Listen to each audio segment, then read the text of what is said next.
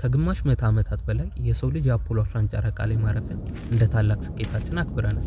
ከዛም አልፎ በትምህርት ስርዓታችን በሳይንስ በታሪክና በጠፈር ፍለጋ ትምህርቶች አማካኝነት የጠፈር ተመራማሪዎች ለመጀመሪያ ጊዜ በ1969 ጨረቃ ላይ እንዴት እንደረገጡ እያወቅን መጥተናል። አሁንም ቢሆን በእርግጠኝነት ብዙዎቻችን ኔል አርምስትሮንግ የተባለውን ስም መስማት አዲስ አይሆንብንም። ታዲያ ይህ የጠፈር ጉዞ የሰው ልጅ ካደረጋቸው ስኬታማ የጠፈር ታሪኮች ውስጥ ቀዳሚውም ነበር። አስቡት እስቲ 3 ቀን ሙሉ ያለምንም ብርሃን በጨለማው ጥልቅ ጸጥ ያለ ጉዞ። አይደለም 3 ቀን በአውሮፕላን የሰዓታት በረራ ብንጓዝ እንኳን ምን ያክል እንደሚያሰለች እናውቃለን። ለዛም ነበር በጊዜው የዓለም ሕዝብ ለማመን እስከሚከብደው ጉድ ያስባለው ተልእኮ ሲሉ ያስተላለፉት። ያዩትስ አይተዋል፣ ነገር ግን የተነገረን ሁሉ እውነት ባይሆንስ የሚሉ ደግሞ በሌላ ጎራ በማስረጃ ተሰልፈዋል። ታዲያ በዚህ ቪዲዮ እነዚህ ምስጢር ያልተመለሱ ጥያቄዎችና ብዙዎቹ የጨረቃ ላይ ማረፍን የዘመኑ ታላቅ ማጭበርበር ነው ብለው እንዲያምኑ ያደረጓቸውን ማስረጃዎች በጥልቀት እንመለከታለን። ከመጀመራችን በፊት ግን እስቲ የሰው ልጅ ጨረቃ ላይ እንዳረፈ የተነገረን መረጃ ታምኑበታላችሁ? በራሳችሁ እይታ ከተስማማችሁ እውነት ነው፣ ካልተስማማችሁ ደግሞ ውሸት ነው በማለት በኮሜንት ስር አሳውቁ።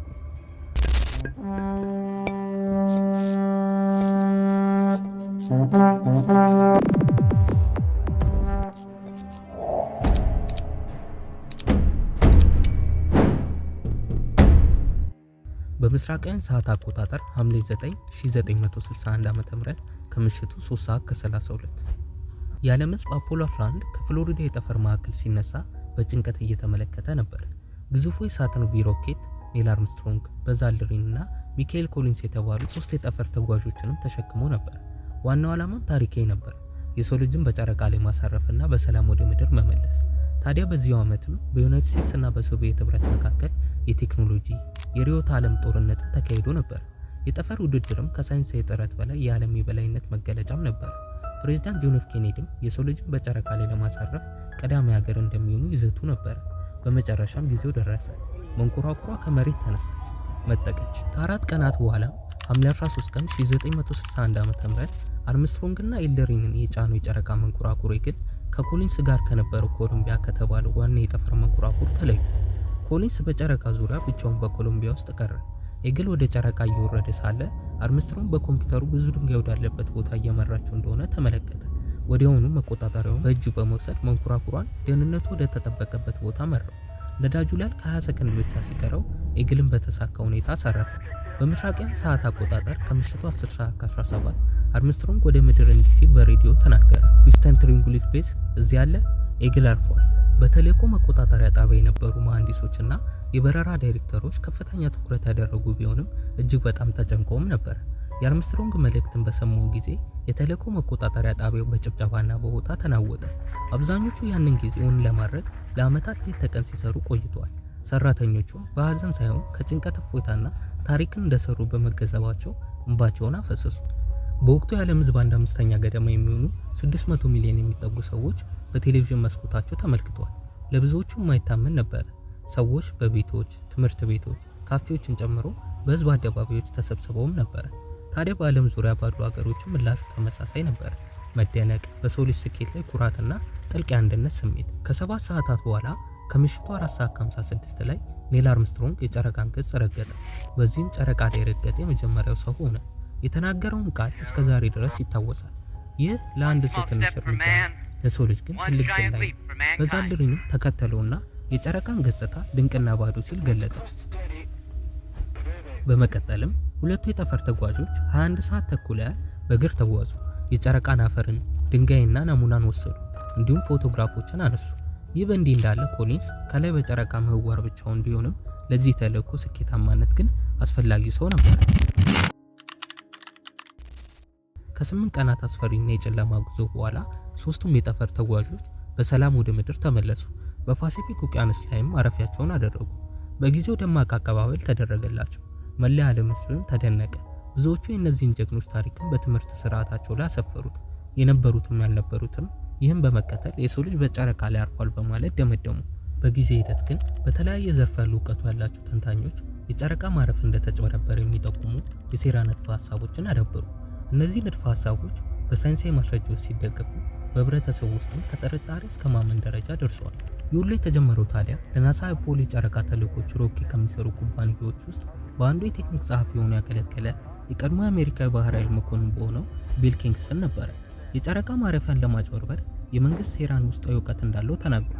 በተጨማሪም እስከዛሬ ድረስ ያሉ የአፖሎ የጨረቃ ማረፊያ የሴራ ንድፈ ሐሳቦችን በ1976 በጻፈው ዊ ኔቨር ወንት ቱ ዘ ሙን አሜሪካን $13 ቢሊዮን ስዊንድል በተሰኘው መጽሐፉ ላይ አስፈሯቸዋል። የሴራ ንድፈ ሐሳቡ መሰረታዊ አብነት ናሳ በ1960ዎቹ መገባደጃ ፕሬዝዳንት ጆን ኤፍ ኬኔዲ ቃል በገቡት መሰረት አንድ ሰው በጨረቃ ላይ በሰላም ማሳረፍ አልቻሉም። ስለዚህም የጠፈር ተመራማሪዎች ወደ ምድር ምህዋር ብቻ ልኳል የሚል ነበር። ሌሎች ደግሞ በመቀጠል ናሳ የጨረቃ ማረፊያዎችን በፊልም ስቱዲዮ ውስጥ እንዳዘጋጀና በቪዲዮና በፎቶዎቹ ላይ ነገሩን የሚያጋልጡ ምልክቶች እንዳሉ ይከራከራል። ናሳ ከዚያን ጊዜ ጀምሮ ይህን የተወሳሰበ ማጭበርበርን ሲሸፍን ቆይቷልም ይላሉ። ታዲያ እነዚህ ማስረጃዎች ምንድናቸው የሚሉትን እንመልከት እስቲ። አንደኛ፣ ቴክኖሎጂ። እስከዛሬም ድረስ ብዙ ሳይንቲስቶች በወቅቱ በነበረው ውስን ቴክኖሎጂ ናሳይን የመሰለ ታላቅ ስኬት እንዴት እንዳስመዘገበ ይጠይቃሉ። ለአፖሎ 11 የነበረው የኮምፒውተር ኃይል ከዘመናዊ ስማርትፎን ያነሰ ነበርም ይላሉ። ሁለተኛ፣ የፊልም ድርሰት።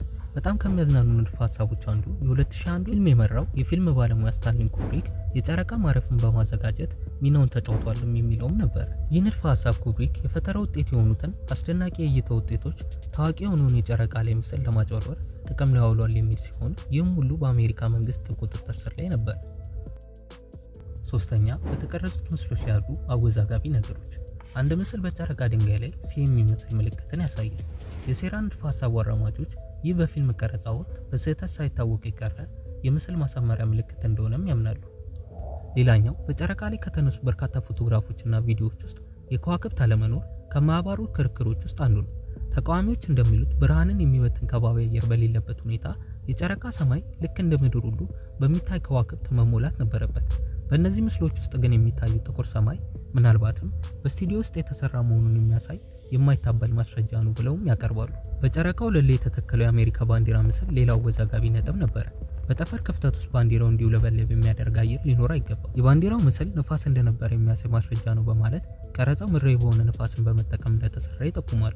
በተጨማሪም በተለያዩ ቦታዎች ላይ ተመሳሳይ የሆነ የጀርባ ምስሎችን ተጠቅመዋል። በጨረቃ ላይ ያረፈው መንኮራኩር ከስሩ በፍንዳታ የተፈጠረ ጉድጓድ አለመኖሩ ሌላኛው እይታ ነበር። ይህንንም ስንል በአንዳንድ ምስሎች ላይ የማረፊያ እግሮቹ ተዘርግተው በሚታዩበት ጊዜ እንኳን በቀጥታ በኤልኤም ስር ያለውን ያልተረበሸ አቧራ ምክንያታዊነት የጎደለውም አስብሎታል። አራተኛ፣ ሳይንሱን የሚቃረኑ ብርሃንና ጥላዎች። በተለያዩ ፎቶዎች ላይ የሚታዩ የጥላዎች አቅጣጫና ርዝመቶች ልዩነታቸው በተደጋጋሚ ይጠቀሳሉ። ተቃዋሚዎች በጨረቃ ላይ ብቸኛ የብርሃን ምንጭ ፀሐይ በመሆኗ ጥላዎች ትይዩ መሆን አለባቸውም ይላሉ። የሚሰባሰቡ ወይም የሚለያዩ እንዲሁም በተለያዩ አቅጣጫዎች የሚታዩ ጥላዎች ብዙ የብርሃን ምንጮች እንደነበሩ የሚያሳዩ ማስረጃ ሲሆኑ የስቱዲዮ ሁኔታን ያመለክታሉ። የጥላዎቹን ጠርዞች ማጉላትና ማዕዘኖቹን መለካትም ይህንን ክርክር ለመደገፍ ጥቅም ላይ ውለዋል። እንዲሁም በተጨማሪ የእግር አሻራቸውም አድርጎታል ከተባለው ጫማ ጋርም ይለያያል። ይህ ሁሉ በሌሎች ግለሰቦች የመጣ አስተያየት ሲሆን ራሳቸው አፖሎ 11 ተጓዦችም በተለያዩ ገጠመኞች ከመደናገጥና ከመርበትበት አንስቶ ቃል በቃልም አልሄድንም ሲሉ ተሰምተዋል። If you really walked on the moon, why would you not do that? So why don't you just put the end to the record in the argument and put your hand on the Bible, swear to God you walked on the moon. Mr. Cyril, knowing you, that's probably a fake Bible. What was the scariest moment of the journey? Scariest? It didn't happen. It could have been scary. በአጠቃላይ የዚህ ሴራ ትንታኔ በሰፊው ቢታወቅም ብዙ የናሳ ባለሙያዎች እነዚህን ጥያቄዎች ለማስተባበል ሌት ተቀን ሰርተዋል። በሳይንሳዊ ማብራሪያዎች ከብርሃን አለመጣጣም አንስቶ እስከ ረጅሙ ጉዞ ድረስ ሁሉንም ነገር አመልክተዋል። ታዲያ የጨረቃ ላይ ማረፍ የተወሳሰበ ማጭበርበር ነበር ወይስ እጅግ ታላቅ ስኬት? መልሱ አሁንም አወዛጋቢ ጉዳይ ሆኖ ቀጥሏል። የምናውቀው ነገር ቢኖር ታሪክ በስልጣን ላይ ባሉ ሰዎች የተጻፈ መሆኑንና አንዳንድ ጊዜም እውነቱ ከልብ ወለድ ይበልጣል የሚለውን። እናንተስ ምን ታምናላችሁ? ከዚህ በታች ባለ አስተያየት ማስቀመጫ ሀሳባችሁን አጋሩ። ታዲያ ይህንን ቪዲዮ ላይክ፣ ሼር፣ ሰብስክራይብ በማድረግ ድጋፋችሁን አሳዩኝ እያልኩ ይህን ቪዲዮ እስከመጨረሻው ስለተከታተላችሁት እያመሰገንኩኝ በሚቀጥለው ቪዲዮ እንገናኝ። አመሰግናለሁ።